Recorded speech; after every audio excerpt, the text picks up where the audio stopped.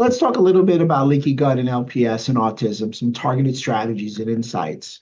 Leaky gut syndrome, characterized by increased intestinal permeability, has emerged as a contributor to autism spectrum disorder, ASD. So I want to share some new and insightful ideas in this presentation exploring the complex relationship between gut health, food sensitivities, and autism. Shocking as it may seem, evidence suggests that the leaky gut state not only contributes to heightened inflammation, but also affects brain function, potentially influencing behavior and symptoms associated with autism. Food sensitivities truly add another layer of complexity. So let me give you a little spoiler alert. We're going to be talking about leaky gut, how to test for it, what it does, and its tie-in with autism. We're going to show that food sensitivities is without question a player in autism now. I know the data is not there if you use AI, but the true data is becoming more and more clear, and food sensitivities are a driver of chronic hidden inflammation throughout the body and in the gut. He's once said, all disease begins in the gut. Alessio Fasano, 2,500 years later, said all disease begin in the leaky gut. So when we take a look at autism spectrum disorder, it's fascinating in that you can take a look and you'll realize that without question, there's co-occurring pathologies found in ASD. The red shows gut-related comorbidities, the purple shows brain, and the orange shows other comorbidities. So let's take a look at these. The red are gastrointestinal issues, decreased expression of brush border disaccharides in the gut, altered microbial composition in the gut, whereas overall you have mitochondrial dysfunction. A look behind the curtain is without question mitochondrial dysfunction. If you have leaky gut, you have mitochondrial dysfunction. The leaky gut, mitochondrial dysfunction also leads to a decrease in GLP-1 signaling. Interestingly enough, in the brain, when you look at the purple, you're seeing an altered expression of tight junctions. There's not just tight junctions in the gut, there's tight junctions in the blood-brain barrier as well. And lastly, activated microglial cells. This is a big theme right now. The gut or dysbiosis can adversely affect the microglial cells. The microglial cells are macrophages of the brain, and when they are stimulated, they pick up and they eat cellular debris. But when they're overly stimulated, they create a pro-inflammatory state that actually leads to autoimmunity, and you start eating brain tissue. You'll see this very commonly in autism, and you'll see this also very commonly in neurodegenerative diseases. So a slide that really shows the idea of healthy tight junctions and healthy good microvilli. The microvilli are finger-like projections that grab food particles, hopefully small digestible food particles, which will be depicted by the light green colored balls. In addition, you'll see the blue colored balls are large undigested food particles.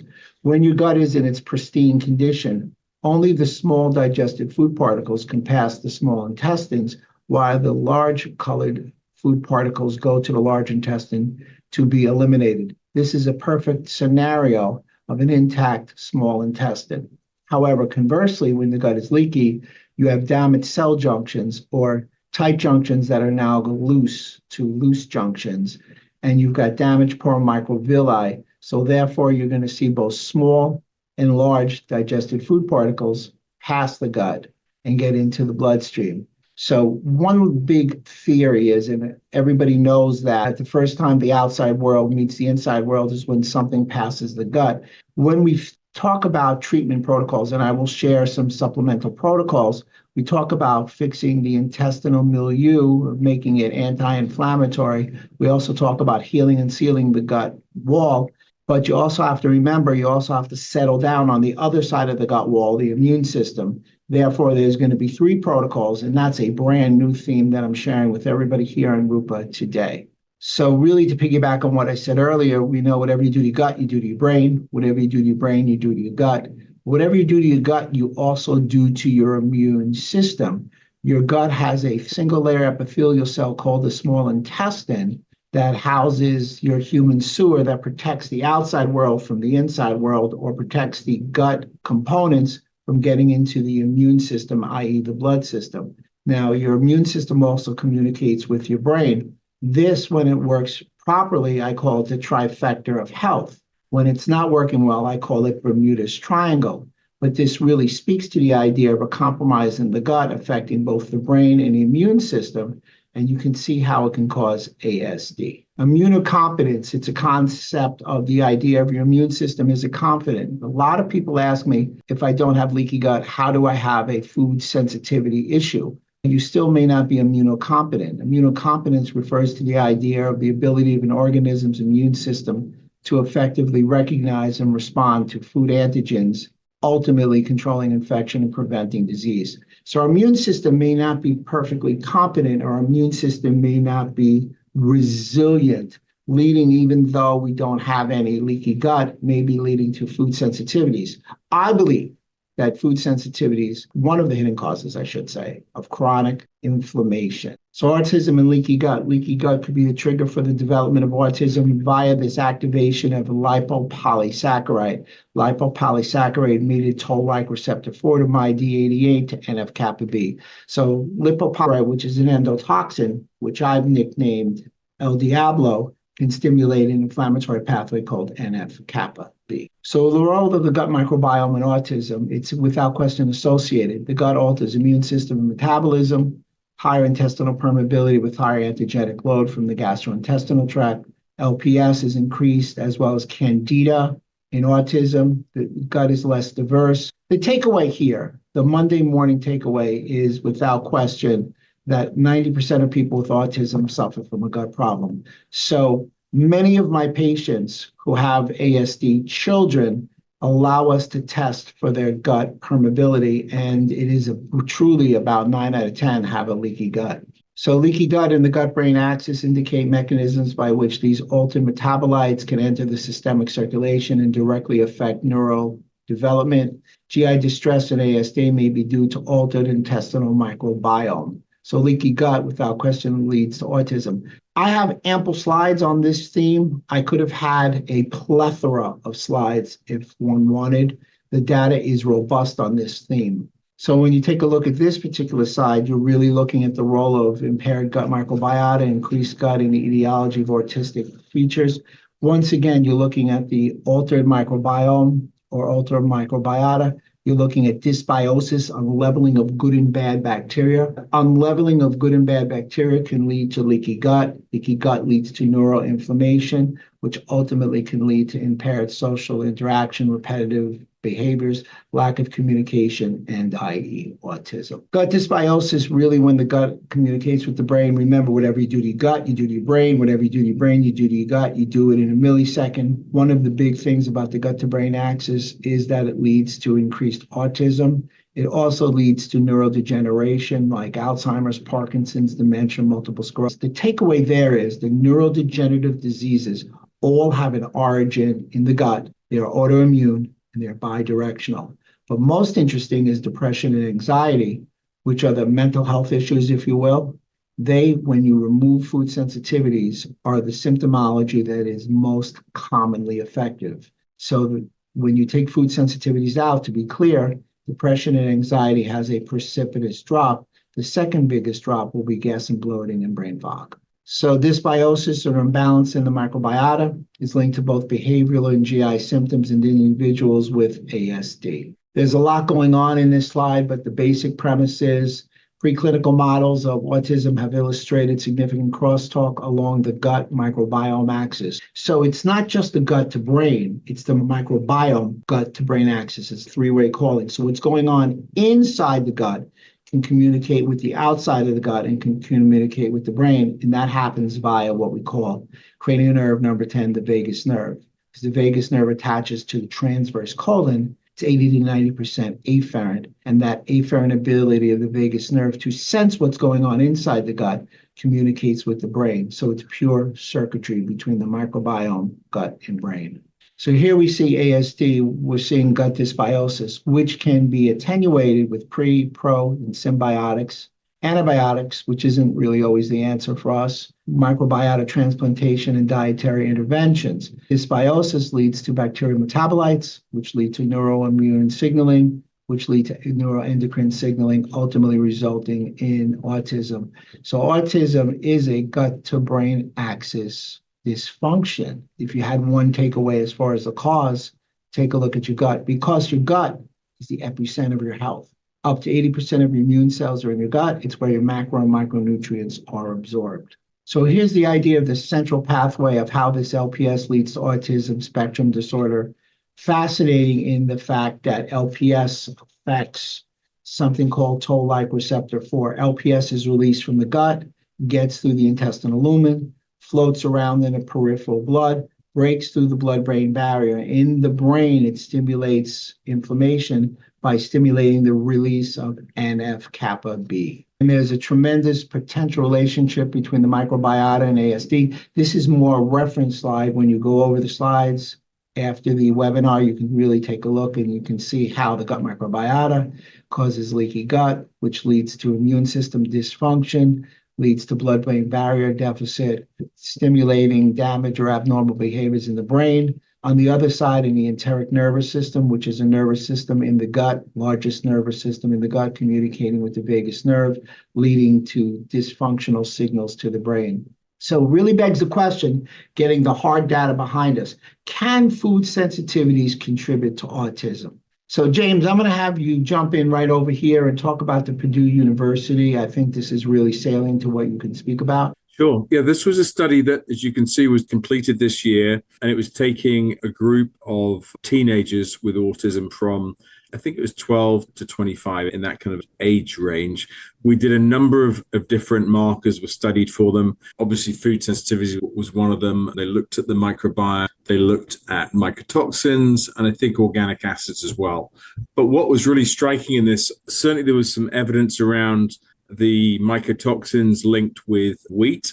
But then really fascinating too was the fact that what they were seeing was from a food sensitivity standpoint, so the mycotoxin exposure with the wheat, was that we were seeing it also very clearly with all of them was a link with gluten, whole wheat, and wheat gluten, which we measure on the test. So it was fascinating that all of them had elevations into the kind of 4+ for either the gluten, the whole wheat, or the wheat gluten. So again, for all the kind of other markers, those three plus ochratoxins were the ones that came up. And again, ochratoxin exposure is really linked with grains in general. Again, we're not saying that wheat exposure leads to autism, but it was frankly fascinating that all the different markers that we looked at, those are the ones that stood out from this study that was done most of 2024. So here we have a study that really shows that food sensitivities can be detrimental to one's overall health and can be a background cause to autism. Would that be a fair statement? That was the kind of summary of this study. But again,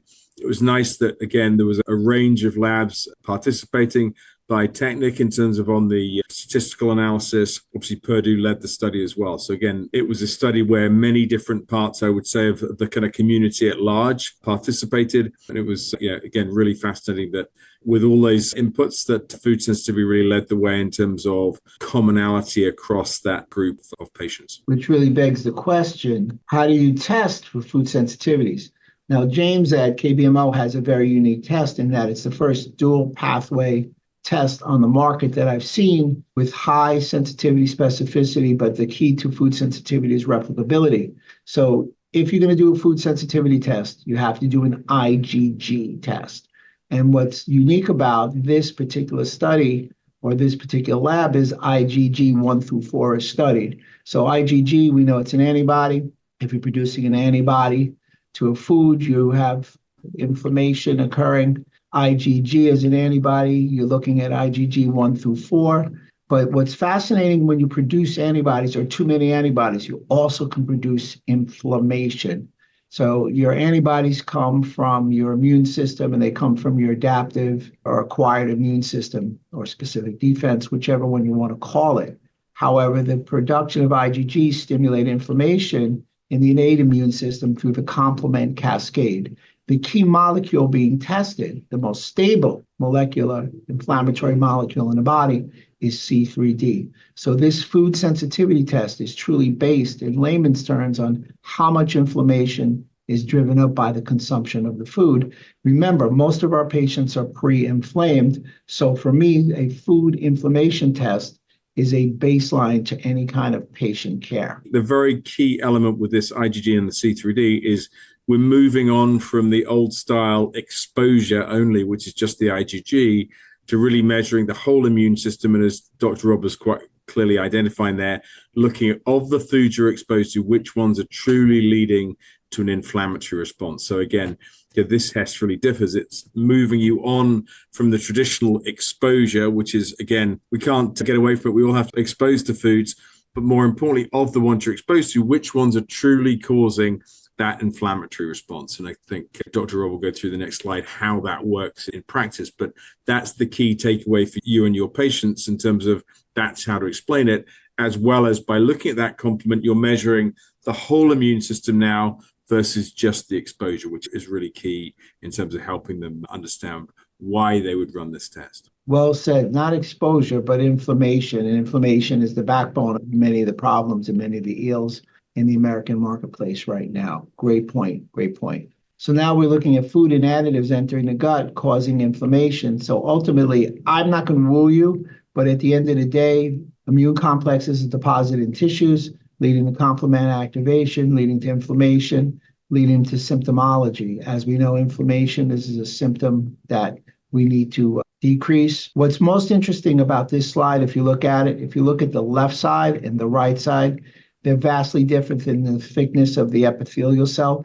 That right side epithelial cell, if you have an autoimmune condition, you may have autoimmunity at the gut level. So this is one of the one times that I say, if you've got inflammation in your food sensitivities, you also may want to test for autoimmunity and inflammation in regular blood serum levels. Piggyback on what I said before, not trying to get into a rabbit hole. The complement system is part of the innate immune system and the evolutionary part of the human system. Maximum complement activation is achieved during pathogenic recognition, leading to pro-inflammatory milieu. Really, to piggyback on what James said before, it's inflammation. It's the food driving inflammation in the body, hence the idea of calling it a food inflammation test as opposed to exposure. It's IgG mediated. It's not IgE. So food sensitivities are vastly different than food allergies.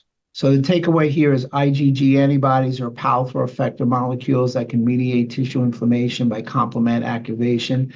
So the point there is, once again, antibodies can drive inflammatory markers. Most people, when you speak to them, many doctors have forgotten that point. So it's a great Monday morning takeaway to share with your patients when you're describing the findings of the test. Now, what I like most about the test, and I've told James this multiple times, is it's easy to explain.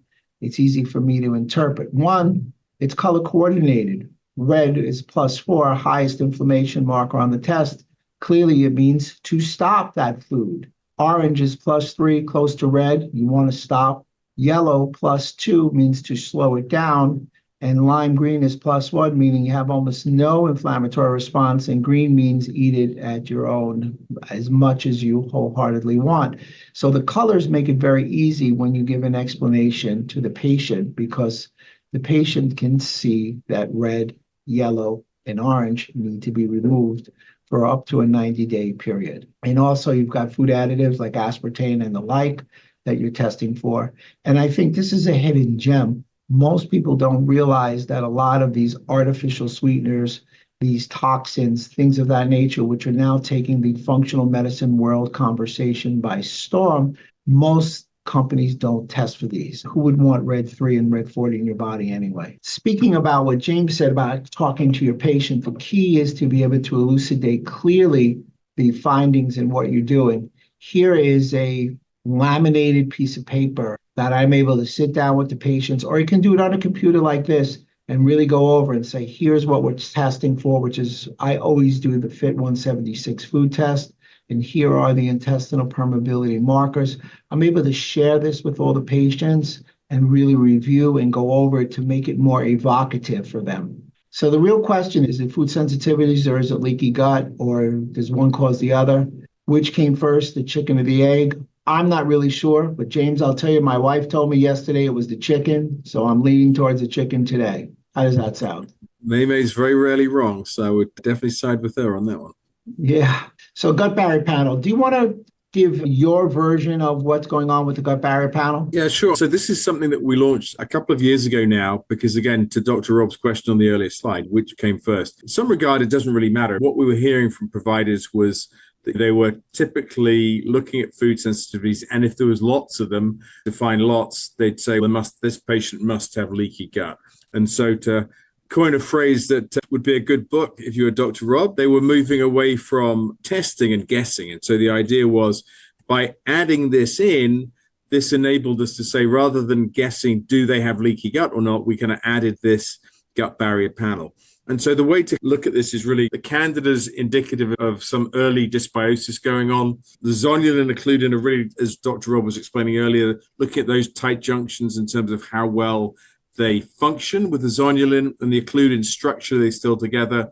And fourth, given I've got him on, I can hardly say it, so I'm going to ask him to say lipopolysaccharides, which stands for... Oh, an endotoxin, El Diablo, the devil. El Diablo, there we go. You heard it from the horse's mouth. So normally I have to say, a good friend of the company, Dr. Rob Silverman, calls it El Diablo. So anyway, that's El Diablo in terms of looking within the gut at the gram-negative bacteria, and he'll go into that in, again, a lot more detail than this. And then when you look at the IgA 1 and 2 and the IgG 1 through 4 and complement, the idea here is to say, if the IgA is elevated, then we're really looking at early stage in terms of still localized in the gut. If it moves across to the IgG 1 through 4 and the C through D, then it's generally later stage and more systemic and spread throughout the body in terms of that stage. So again, IgA 1 and 2, early stage, again, still localized in the gut, given the IgA is a secretory marker indicative of within the gut versus the IgG and C through D, later stage, and more systemic in terms of what might be going on. So that's generally the best way to kind of look at this. This was version 1. Version 2 came out earlier this year in January, February time, and there's a scale. So I don't know whether that's enough to look at that, Q scale. And so the idea here was initially to get people comfortable for their patients. Doesn't really matter if you tell them that they're 33 for zonulin IgA. Doesn't really mean very much to them. So we color-coded it to make it really simple. And then as people were really understanding that, what we've now moved on is to have a cutoff. Generally, the cadence of this testing is that you test the food sensitivities and all those 3 panels that Dr. Rob showed earlier, the FIT22, the 132, and the 176, all come included now with this gut barrier panel. Generally, and Dr. Rob will go through some of the supplement protocols he's come up with for autism and more generally as well. Patients go on those supplement protocols for 3 to 6 months, and then they look to retest just for the kind of gut barrier panel, which is here as well. So the idea is what we're trying to do is, again, if there's any criticism of functional medicine, sometimes we're not good at demonstrating to patients how we've actually seen an improvement. And clearly, as Dr. Rob and Alessio Fasano said, all disease starts in the gut. So we want to demonstrate to them that we've actually healed the gut by we've identified the problem, we've gone on the supplements, we've eliminated the foods. And so 6 months later is generally the cadence for this. You then look to retest just this gut barrier panel as well. Rob, how are you finding that in terms of how you're seeing it in your practice as well? I think it was a brilliant ad on your part. You know how I feel about it. If you look at zonulin and IgG, it is short of the yellow line, so it's in the negative range. But I believe in functional medicine, if we were to circle that, we live in the equivocal range, because obviously if it's positive or negative, or strongly positive or strongly negative or comfortable, I still sometimes, even though it says it's negative, because you're showing me the scale, docs, practitioners, you may want to address it because you don't want it to get worse. So I believe that the secret sauce to the functional medicines is not necessarily just symptom to system to finding out root cause or root causes resolution. It's also fixing the equivocal, because we believe that we want everybody in a healthy state, not in a diseased state. So I put this slide in, James, and this is fascinating in that this is really overgrowth of Candida. 97% of small intestinal fungal overgrowth is related to Candida. It has a biofilm formation, which I didn't realize. I thought biofilm was very unique as a plaque to bacteria. It causes a dysregulation of the immune system, causes brain disorders, has the bidirectional gastrointestinal dysfunction, leading to autistic behaviors. So again, you want to test all these children and see their status. And one other note, 99 to 100% of your microbiome, your mitochondria and your immune system comes from your mom. So for patients walking in, I utilize this test if it's a female who's considering in a childbearing period of their life. Because if they have leaky gut, let's address the leaky gut to make the whole system more clear and clean. So overview of zonulin, it's a protein synthesized in intestinal and liver cells. The protein from gluten and intestinal bacteria, the main triggers for zonulin. Everybody can see my camera's on. Here's an epithelial cell. Here's an epithelial cell. Here's a tight junction. Nobody can see me. Zonulin is a protein enzyme that basically functionally pulls apart the junctions. Occludin is where there's a tearing of the structure. So zonulin is a functional pull. Occludin is damage. And I don't want to steal James's thunder when we talk about zonulin and the antibody. It'll be the slide right after this. But gut dysbiosis can lead to a damage of the tight junction, which can lead to a loss of tolerance and composition of the tight junction, leading to cytokine and inflammation. Bottom line, James, nobody does this slide better than you. Tell me why you're not testing for zonulin and you're testing for something else in zonulin. Yeah, so when we looked at the literature and launched this assay about 5 years ago now, we were partnered with a group that had developed a zonulin protein assay. And when we looked closely at the literature, and more importantly, we're based in Boston, and so we have the great opportunity to also partner with Dr. Alessio Fasano to really understand what's going on with zonulin in terms of the protein versus the antibody. And the tests out there were looking at the protein, which is very unstable. So again, you're getting a different result from morning to afternoon. On top of that, it wasn't clear, should that assay be a stool test or a blood test? And so again, we wanted to address some of those issues. And then again, the other issues we were seeing that it was potentially cross-reacting with haptoglobin and properdin. So again, we weren't very satisfied given that these issues existed. So we worked with, again, Dr. Alessio Fasano, and our test was developed by a gentleman called Dr. Brent Dorval, who's not insignificant claim to fame as he invented the first rapid HIV diagnostic. So with the kind of dream team in place, what we did was went around addressing these 4 issues and came up with the idea of developing the antibody, which deals with the cross-reactivity by making sure that we designed it so it didn't cross-react. Also, what we've done is we've made sure that the positivity rate that we see really mirrors the work that Alessio Fasano had published in the Lancet in early 2000s. So again, we're very confident of the outcomes we're seeing now, given that it mirrors that work that was published in the Lancet. The one about the serum or blood spot, again, that's really important because when you look at the stool testing, when I spoke to Alessio about this, I said, look, which should it be, given that we're starting from scratch, making sure that we develop the best test available? He said, James, all my research was done in blood. So on that basis, we also went with a blood test, which is, as we see here, is available in a serum test or a blood spot test. So again, it's really important to hammer this home that, again, we've got the only patented food sensitivity test on the market, but rather than just settling with, frankly, an average zonulin test, we've developed a world-class zonulin test with the likes of Dr. Fasano chipping in to make sure that we dealt with the issues that the protein assay was showing in terms of limiting, frankly, the use of zonulin. So I think it's one of those important things. When anyone is running a zonulin test, you want to make sure it's a zonulin antibody test, not a protein test, given the issues that we've highlighted on this slide and we've dealt with over the last 4 years of R&D. And again, I think the importance here is, as a company, we want to make sure that we develop tests which are the highest class science possible. So again, that's why, again, we've launched this gut barrier panel to say, yes, we're confident now that we've got the best zonulin test on the market, but we also wanted to give providers really what they were looking for, was those 4 markers to really give themselves a good indication, do our patients have leaky gut or do they just have a food sensitivity going on? So again, this panel with the zonulin really being the jewel in the crown has enabled us to make sure with a lot of confidence that we've got the best zonulin test, which now sits with the best food sensitivity test on the market. And I think a key takeaway is the blood spot or the finger spot, because not all practitioners have access to drawing blood serum. It's very effective in many states where, as a chiropractor, I can't draw blood. And here's a little secret sauce to practice management.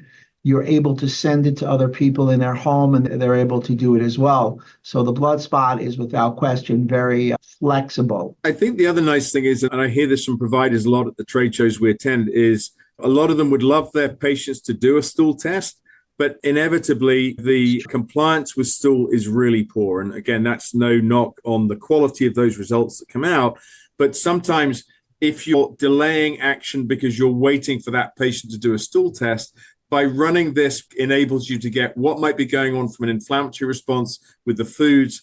And now with the gut barrier panel, you get a really good insight in terms of what might be going on from a leaky gut perspective, which then enables you to look at supplementation straight away versus having to wait for a long time period to get those stool tests back. So this way, again, I think it enables you on an initial visit to really be able to screen what's going on from an inflammatory standpoint with their diet, and then also looking at having a really good sense of what might be going on from an immune health standpoint with the gut barrier panel attached at the same time. Outstanding.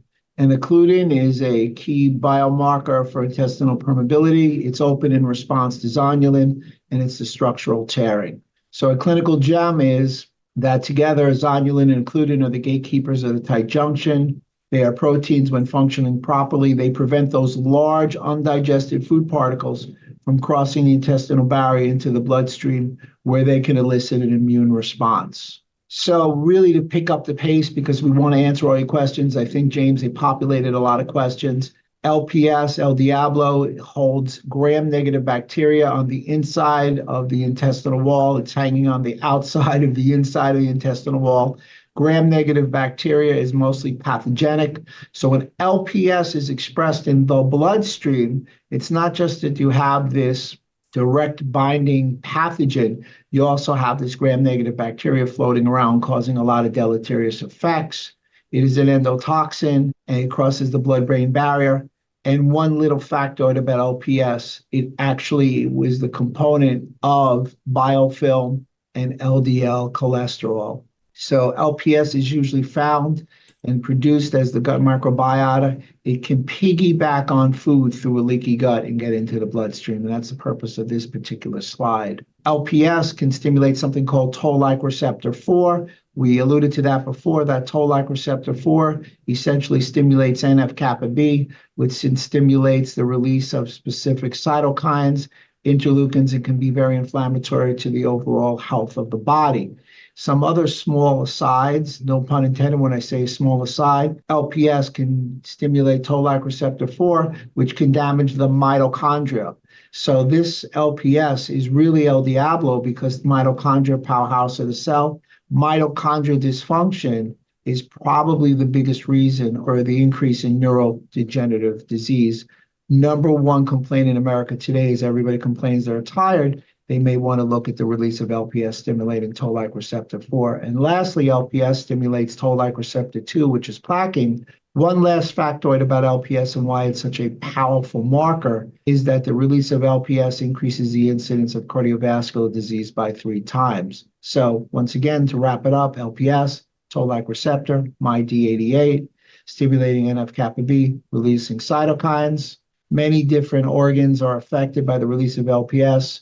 Most commonly the brain. Lots of data in LPS and autism now. So gut permeability increased endotoxin absorption. How LPS may contribute to ASD, I wrote this: maternal immune activation, neuroinflammation, gut-brain axis, and neurotransmitters. My 7R program, I will do this really quick. James alluded to this. This is the full composite of what you would want to follow if you wanted to help attenuate many of the symptomologies in Alzheimer's. Number one, you want to reset your diet, your lifestyle, your mindset. You also want to remove unwanted pathogens. You can do so by using berberine, oregano oil, garlic, a biofilm buster, and serum bovine immunoglobulin. You may want to mix that with a detoxification formula. In addition, the next step, each one of these could take about 1 month. It's a very comprehensive study and very comprehensive protocol. You may want to replace needed digestive enzymes, stomach acids, pancreatic enzymes, and bioflow, which may be the secret recipe to it all. Bioflow decreases your incidence of leaky gut and decreases your incidence of small intestinal bacterial overgrowth, lowering specific LDL markers as well. You want to regenerate damaged intestinal colso. You want to use pleiotropic nutrients that allow for anti-inflammation to bring down the inflammation in the gut, like hiring firemen. Then you want to be able to heal and seal the gut lining, so you want to heal the contractors. And at this point, if you could also put some immune function where you can heal the other side of the wall in the bloodstream, now you've really got a true regenerative type of program. Fifth, you want to reinoculate with quality pre and probiotics. You never want to give a probiotic without a prebiotic. Ultimately, you want to reintroduce certain foods. You can do that via an elimination diet, or that should be reintroduced and retest. I'm a big proponent of retesting that first time within a 3-month period. I know James had mentioned 6 to 12 weeks. And lastly, you want to retain your health and GI integrity by eating a low, obviously, gluten diet, low dairy diet, carbohydrates, minimal. You want to use specific supplements like a multivitamin, omega-3, vitamin D feed with K2, pre and probiotics, and a collagen supplement. If you want to just treat Candida, here are your supplements. Here's your protocol.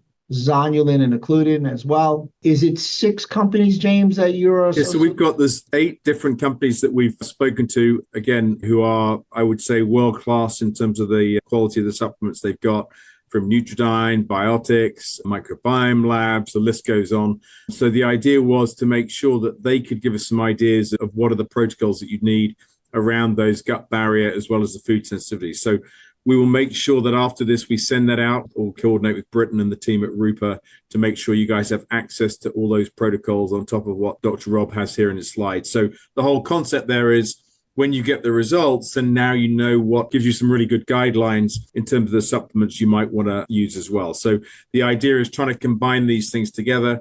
We felt that the world didn't need 150th supplement company. There's some really good ones out there. So the idea is let's partner with the best, as we have with Dr. Rob, and then make sure we've got great providers. Let's make sure that we give you some ideas of the supplements that you can use as well. And if the company that you like to work with isn't included there, feel free to take those 8 protocols and give them to your rep, and I'm sure he'll be able to come up with something from the company of your choice. But the idea is we want you to be able to, rather than just go, oh my gosh, what do I do with these test results? Here's some actionable things that you can do and some examples of supplements based from, as I say, certainly I would say the best of the best supplement companies out there.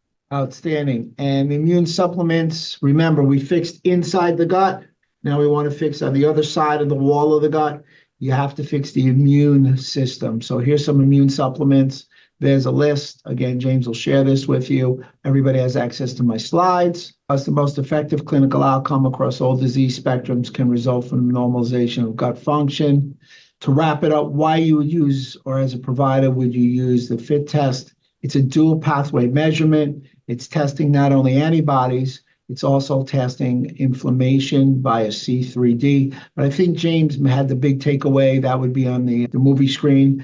And in that screen, it would say it's not exposure, it is inflammation in response to the food. So the key to the FIT 176 is to remember it's a 3-in-1 test. It's a food sensitivity, it's an inflammation, and it's a gut barrier test. All in one.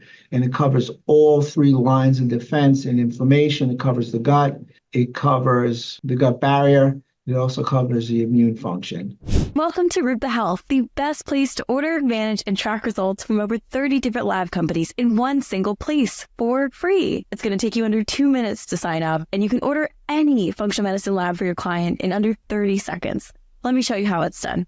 So here's our beautiful interface. I'm typing in the name of my client, selecting the lab that I want to order for them, and hitting send. From there, Rupa and their amazing team handle the rest. They email the client, collect payment, and even offer an interest-free 3-month payment plan. We've also built the world's largest library of information about chronic health conditions, the lab tests that can help you find the root cause, and the evidence-based interventions that you can use to help people heal from them. It's called the Rupa Health Magazine. There, we have in-depth articles about almost any health condition you can imagine. And we give you step-by-step protocols that other clinicians have used to help their clients heal and that are verified by evidence-based sources. You should totally check it out, and it'll transform your practice. And we can't wait to see you. So make sure you sign up today at rupahealth.com.